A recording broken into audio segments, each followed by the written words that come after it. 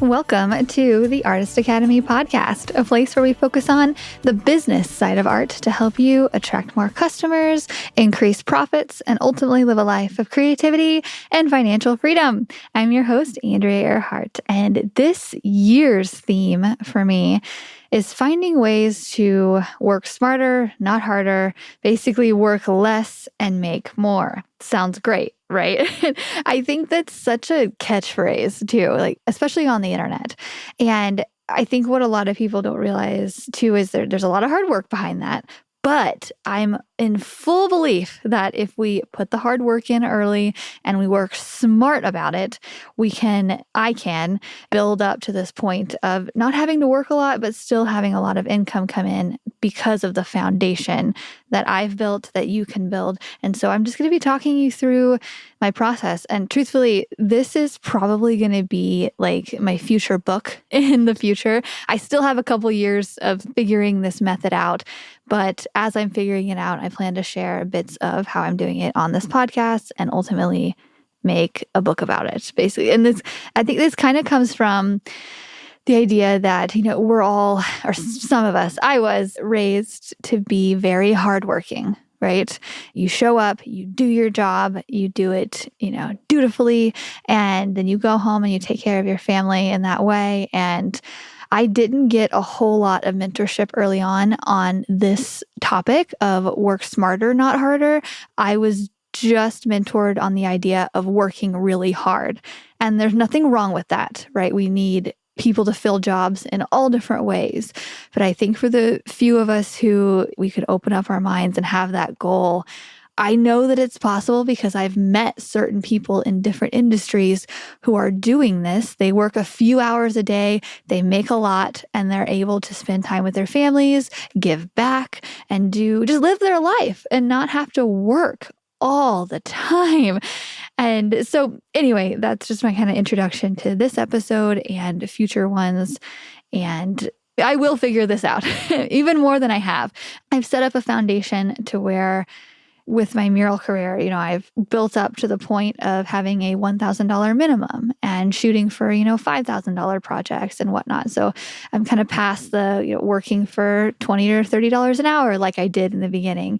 Now it's more like $100 or $200 or more dollars an hour. And so I built it up to here, but I still think there's more room to grow.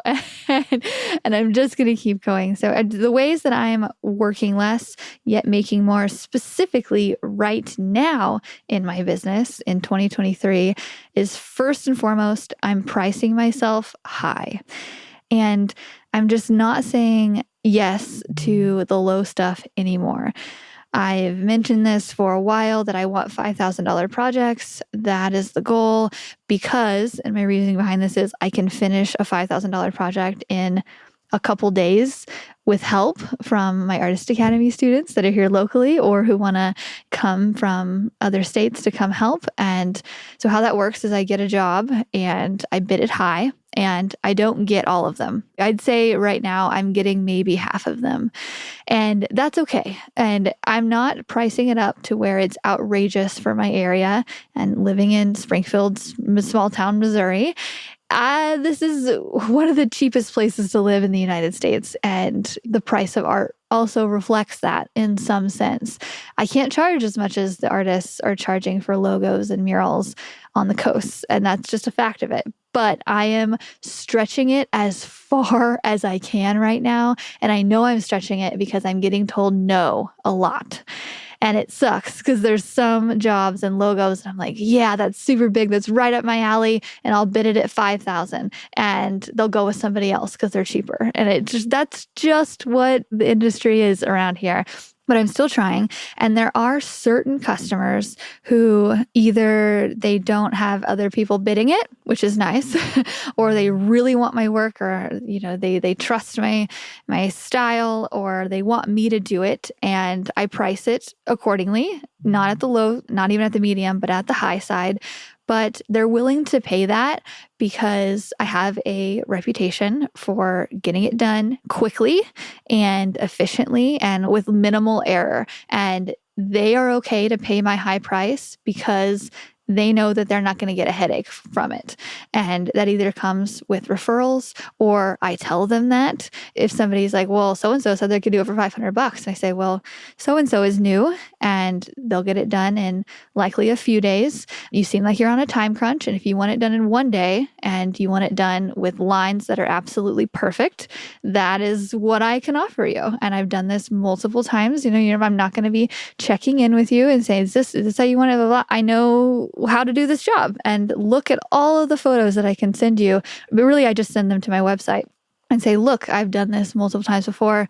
Your project is in good hands. And for somebody who is a business owner who likely has lots of employees that they have to kind of hold their hand and do things, monitor them, their redos and all the things, saying something like that to a client, saying, I'm going to get this done quickly, efficiently, and you're barely going to know I'm there. I'm going to be in and out and you can go on with your business. They're like, okay, great. They just hand over a check.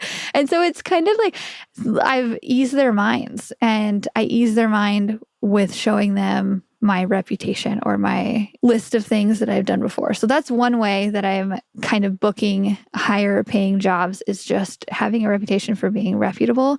And I'm also just bidding it high and landing it. And some I don't, but I'm okay with it. Where in years past, those lower paying jobs I would take anyway. I'd be like, okay, well, what is your budget? I can work within that. I'll make it smaller, but I don't want to. I don't want to anymore. I want those $5,000 jobs that I can make a post inside of the Artist Academy Advanced and say, hey, who wants to come out and learn to mural? And I have them come out. And so there's typically me plus 2 helpers. I found that having 2 people on a job is my sweet spot. It's not too many. It's not too little. It's just typically a good amount for one wall.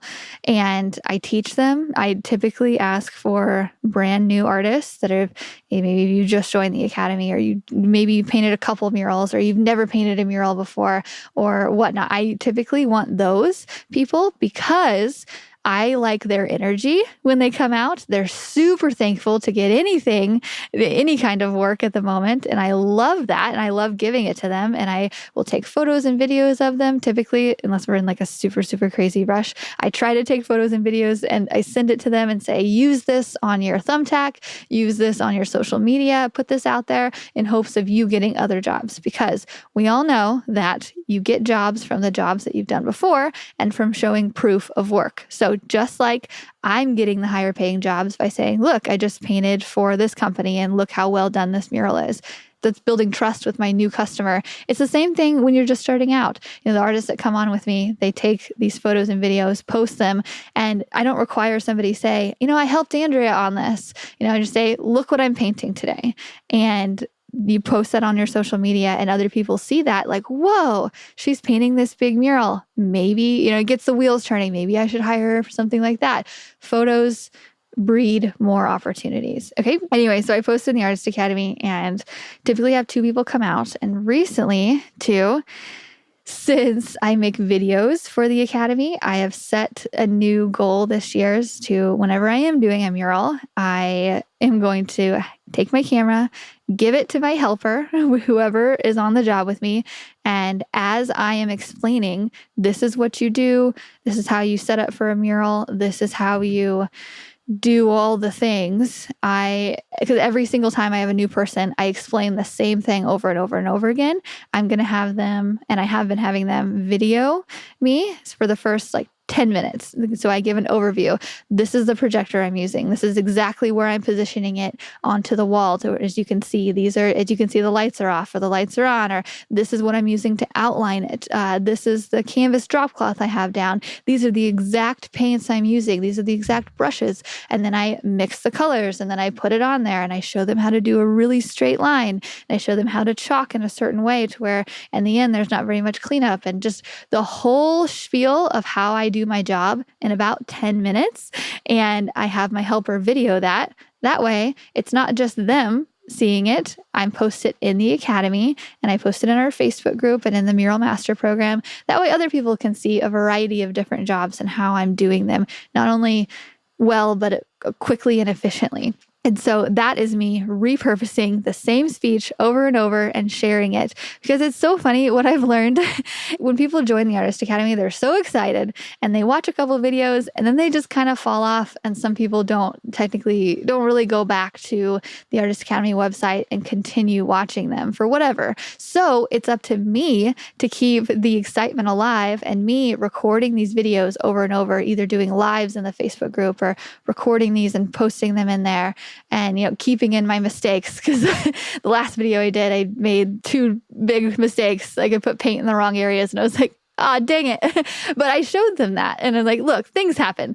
And I posted in the Facebook group so that even the new people who maybe haven't gotten to that video yet, they will see that, and they'll see these videos of, this is exactly how I set up my space. I'm not relying on them to go dig through the Mural Master to find this. I'm showing them over and over again and reminding people and catching the new people and all of the things. So that's one way that I'm helping to grow the Academy and repurpose that content. And it's not just, hiring people on to help speed it up.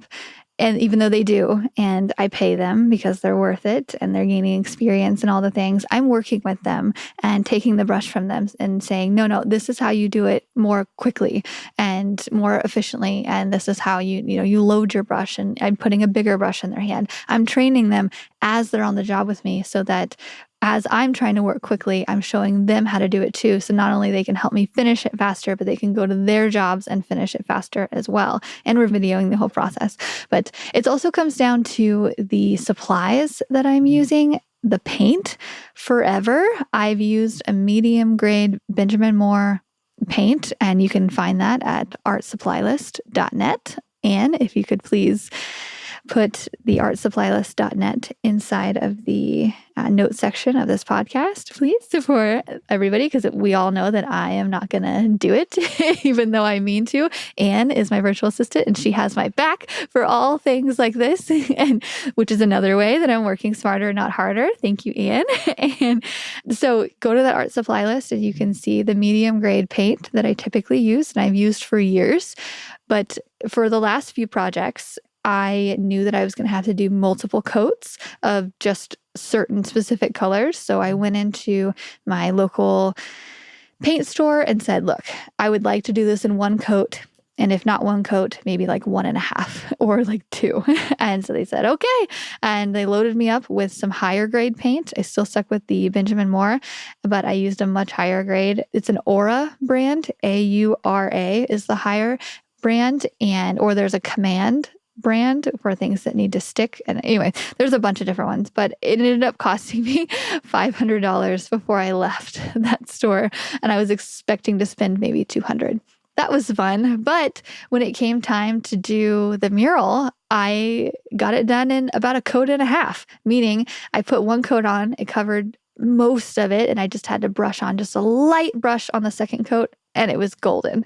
And so it saved me hours. And so spending that extra $300, it was well worth it in the end, because I spent less than, or about almost half the time doing it. So if there's an investment that you can make, if you know specifically that you need a color like orange or a yellow or one of those colors that are very transparent, I think it's worth it to spend a little bit more in order to spend a little bit less hours later on. So that's another way that I'm doing it.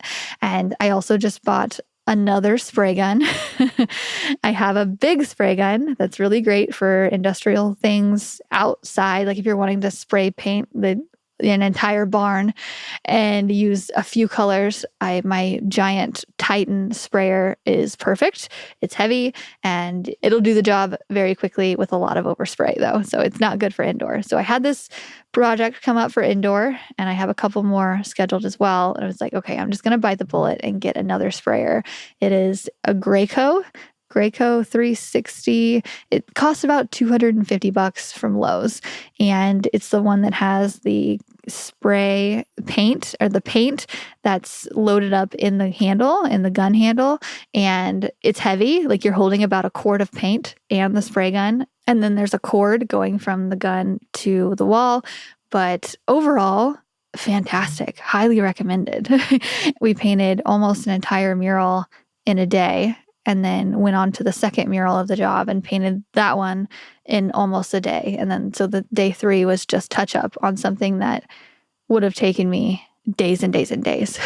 Using a spray gun just to do big areas and do them quickly, especially uneven surfaces like brick and whatnot, that has saved so much time. And so if you have a space that I'd say is wider than 9 inches, or I'd say maybe like 9 inches would be like the absolute least amount that a spray gun could hit, it's completely worth it. Like, so like if you're filling in like really big lettering or a really big animal, like I was painting that big tiger that I had talked about in previous episodes, it really helps. Okay. Another thing that I have decided to do, and I struggled with this for a while, this decision to let go of a certain part of my business. And I've been thinking about it for 2 years now. So I started the $7 Print of the Month Club about 4 years ago. And I loved the idea of having so many different price points, of having a customer come in and they buy a print for $7 and I send them a new subscription print every month. And then maybe they'll upgrade and then they'll buy a canvas print. And then maybe they'll upgrade and they'll order an original and then maybe a mural one day. And that has kind of happened maybe like a couple times, in that, getting a customer in for less and they graduate to more. Sometimes, not a whole lot, but I really liked the idea of having affordable art. Anybody could purchase it. That way, when somebody came up and said, "Oh no, I can't afford your stuff," I could say, "Oh no, I have this $7 Print of the Month subscription. You're going to love it. They're little mini prints of," and I decided I am letting it go. And my first thought is, all of the people in the past 4 years that I have talked into doing this Print of the Month thing or have just recently started it are going to be like, "What? Why? What?"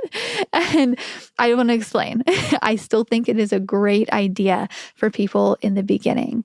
And I think if you're wanting to, you're in this like hustle mode and you're wanting to get money from all different angles and you're not wanting to say no very much, if you're in that, the first few years of your art business, I think doing a Print of the Month subscription is a brilliant idea. I loved it. And it's just a good way to keep connected with your audience. And I would send out, when I would do a sale on my prints, I would send that out in the Print of the Month thing and be like, "Hey, a sale's coming up." And so there's so many benefits to that. I'm not even going to go into that, but I decided to let go of that because, for one, it was the thing that I was dropping the ball on every single month. There was sometimes I would send out like the December Print of the Month in January. And I'm like, "Sorry guys." And I had like one person complain, but nobody else really did. And I'm just not that into it anymore. I used to love getting a $7 sale on my website. Like, yes, that's so great. But I just don't have the excitement for it anymore. It excites me when somebody signs up for the Academy or I book a $5,000 mural. But the Print of the Month subscription, it became more of a hassle because some people would cancel, which is totally fine. After you've received 20 prints from me, you're probably done. And they would cancel. And then if I forgot to write it down, or there would be billing issues to where, if they removed their card or, they had to get a new card and it would stop billing. So I would stop sending them and they would say, "Where is my prints?" And I'd be like, "Oh, I'd have to go find out why, I wasn't sending them anymore." And then some people would get prints that had canceled 2 months ago. And I was like, it's just more work for too much hassle. And so I decided not to do it. And I'm sending out my last few prints of the month in these last couple months. And I got to tell you, once I finally was like, "I'm stopping," I actually told my mother-in-law, because she has been signed up to my Print of the Month since the very beginning. And I told her and I was like, "Hey, I think I'm going to stop this." And she wasn't like, "Oh no, I love getting those." She was like, "Oh, that's probably smart." And I'm like, okay, people are not going to care if I cancel this. So yeah, because if my mother-in-law is like, "Oh, yeah, whatever works for you, who cares?" Like, if she's probably over it too. Like, she's been signed up from the beginning. It's like, okay, how do I get off this? Or I don't know. So I'm stopping it. And I think this goes along with my entire theme of the year that was working less to make more. And it's really hard to make more with a $7 print of the month subscription. It's just not that much money. And like I said, it's more hassle. And I don't know that I want to be the artist that is affordable anymore. And that's what it kind of comes down to. And which goes against so much of my roots of growing up in a trailer and, wanting to reach everybody and help everyone and do the whole thing. And like anybody can afford it. I don't think I want to be affordable anymore. And that's where my mind's at. I want somebody to have to save up to purchase something from me. And I don't want them to just put it on their refrigerator. I want them to frame it and put it in their room or hang it on display somewhere. And that's just not what's happening with the $7 print of the month. I am going to do prints still, but my lowest print is going to be at least $50.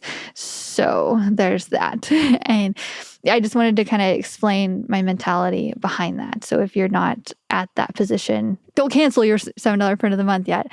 I still think it's great, but I'm canceling mine and I'm very excited about it to not have to put the stamps on it anymore or like figure out what to send out. And yeah, anyway, with the time that I'm saving from not doing the lowball budget murals or the print of the month or stuff like that, I'm replacing that with not only family time, but I'm replacing that with the different ways that I've proven in my own business to make money the easier way, which is doing online courses. And so I'm expanding and doing more painting courses and putting those inside of the Artist Academy. But not only that, but I'm creating a separate Learn to Paint in Acrylics for Beginners online course type thing, to where if you don't want the full business tutorial thing with it, which is what I specialize in, if you're really just starting from the very, very, very bottom and you're like, I just need to learn how to blend colors and work a paintbrush, not even paint large scale, but paint in acrylics. And so right now I'm working on a series and I'm just videoing myself instructional painting my way through it. And I'm having 26 videos of introduction to acrylics and all different kinds of techniques. And I'm putting them inside of the Artist Academy Advanced. So if you're in there, you will already see those. Those will be included. But I'm also creating a smaller one. I think I'll probably start it at an introductory of like $15 a month and then go up to $20 a month very quickly. So that's that. And it's just, again, I'm painting already, so I'm going to be recording myself a lot more and making it available for people to view and see and learn and pay through a subscription because I really like that business model. It's working really well for the Academy and a lot of people are learning a lot of things from it. And I just need to start recording myself a lot more. So that's a huge way that I am working smarter, not harder this year. And I drink my own Kool-Aid in this way, and I buy other courses from people. Actually, it's been probably 2 months ago now, but some person came up on my ads on Facebook. I love Facebook ads, by the way. They get me all the time. Like they show me things like bright hot pink pants or like fun little onesies for my son and I'm like, oh, I love this. Thank you. And I buy stuff from ads all the time. Love them. Take all my cookies. And so this ad came up and it's something like $27 for 27 courses about how to better teach online. And I was like, well, I feel like I have a pretty good handle on how to teach artists online, but I can always do better. And like I said, I drink my own Kool-Aid when it comes to this. I make courses. I know what happens when you invest. And I know the stuff that people hold back from podcasts because I do it. I give you guys, these are my strategies, blah, blah, blah. But if you want the good shit, you got to buy my course or whatever. And so that's exactly what I do. This Facebook thing came up and I was like, I bet this chick knows what she's doing. I had actually never heard of her before. I don't know how they targeted me, probably because I listened to business stuff, but it just seemed great. And it was like $27. I was like, whatever, I'll try it. I don't care. There was no free trial or whatever. I was looking at it and it was like how to grow your Facebook group or how to better lead or like how to start conversations with your potential customer. And I was like, maybe she knows something I don't. And so I bought it and I listened to a couple of her videos and I was like, this is amazing. And I just want to say, I can't refer it to you because it has nothing to do with how to sell art.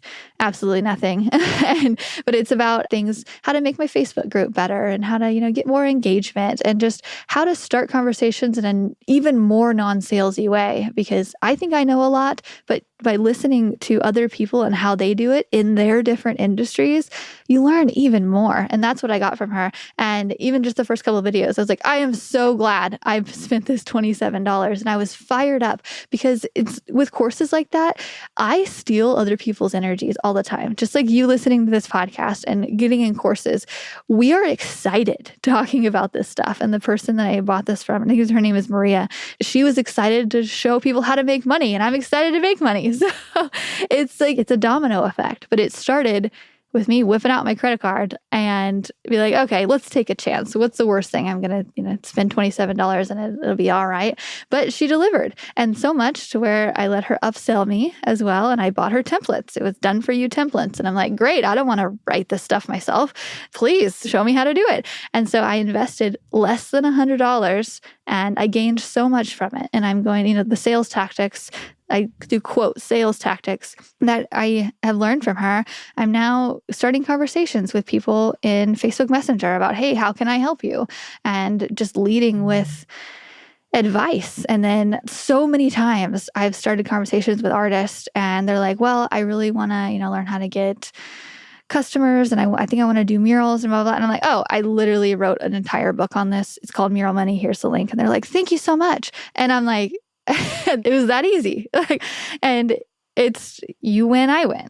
And so, yeah, it's things like that. I'm also investing, keeping my mind open, not thinking that everybody is just trying to sell to me. Because I think that's where a lot of artists too, they come up, they're like, oh, no, you don't want to be salesy, right? You don't want to sell to people and say, buy my art. So anytime someone tries to sell something to you too, you're a little like, no.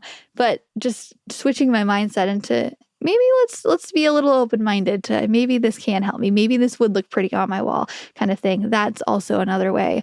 Switching my mindset to maybe I can spend a little bit in order to make a lot more. And another thing that I'm doing here recently, I think this is my last one that I'll share today. And then we'll probably do a whole episode about the mental mindset shifts that I'm having to make with going from a six-figure artist to multiple six-figure artist, because that's a whole different thing. And I'm still trying to figure that out, of the mental blocks with that. Do I deserve this? Why? Like, how much can I really charge? Anyway, we'll do a whole mindset shift on that. But one other thing that I'm doing is I am repurposing my old content and sharing art tips. So all of the video that I have compiled over the last so many years of doing murals. There's some murals that I just over recorded. Like I just did time lapse and then I did brush marks and I did that. And there's a lot of it I didn't use. And thank gosh, I did not delete any of it. Thank gosh, I invested, there's that word again, I invested in a good phone with a lot of memory so that I'm not deleting it. And that is do that. Like, just if you listen to me with investing anything else, do that. Do not delete your content. If you are doing a time lapse, if you happen to, be blessed to remember to do a time lapse that day, or you're doing anything, save it on your phone and do not delete it. Invest in the extra iCloud storage or Google's photo storage or whatever. Do not delete that content, because there is so much that I wish I had from the beginning. If anything, just to say, look how I used to paint and look how I'm painting now, or how it started versus how it's going. Or there was some that I did really, really well in the beginning that I have one photo of. That's it. No video, nothing, no process photos, nothing. And I wish I had that now, just to, if anything, just to look back on it, but mostly to repurpose that and use it again, especially the jobs that I did really well on that I want to get more of. So that's what I'm doing. I'm using my old content and I am just elongating it. So instead of making a 7-second reel like I've been doing, I take 30 seconds of it, add an art tip to it, and then link to the podcast episode. And I'm sharing it that way because what I've found in the last several years is I have so many offers. I had a print of the month club. I have this podcast. I do canvases. I do prints. I do murals. I teach all these things. And I wasn't sharing about the Artist Academy hardly at all on my social media in the last couple of years. And so growth had just kind of stopped. Like some people would come in, some people would come out, but we stayed at about 150 people. And now I want to grow that to about 200 by, let's just put it out there, at the end of next month. And by the end of next month, also the start of May, I'm also going to increase the price of the Artist Academy because it's worth it. And I just got off a conversation recently with somebody, and I was telling him what I was doing and how much content was in the Artist Academy, and basically how I've had multiple students make six figures, and I helped them with the business. But not only that, with painting, and they're like, "You charge how much?" So people are paying $32 a month. They're paying 300 and some bucks a year to make six figures. And I'm like, yeah, well, blah, blah. And they're like, stop. Like, and so that also, that's what it comes down to too, like going from a six-figure artist to multiple six-figure, things like that, knowing your worth in your art and your products. And so I am raising the price May 1st. So if you have been on the fence and you want to get in before it's going to cost you more, I would apply at artistacademy.co. That's artistacademy.co and apply. And if you sign up before May 1st, you will be forever locked in at the lower price. But like I said, it's worth it. And I'm just going to be charging what I'm worth all year for everything that I put out there. Painting and everything. So, okay, that's all I have for you. I could talk about this for a long time. And this will be the first of many Artist Academy podcast episodes about how to work smarter and not harder. And yeah, okay. I hope you guys have a great week, and I will see you next week. Let me know if you have any questions, and if you could give me a shout out on your Instagram story, I will gladly reshare, and it would mean the world to me if you helped spread the word, because I'm putting more work into the Academy this year to make it even better and our community better and everything better. And yeah, I would love if you could join us and help spread the word. Okay, have a great week.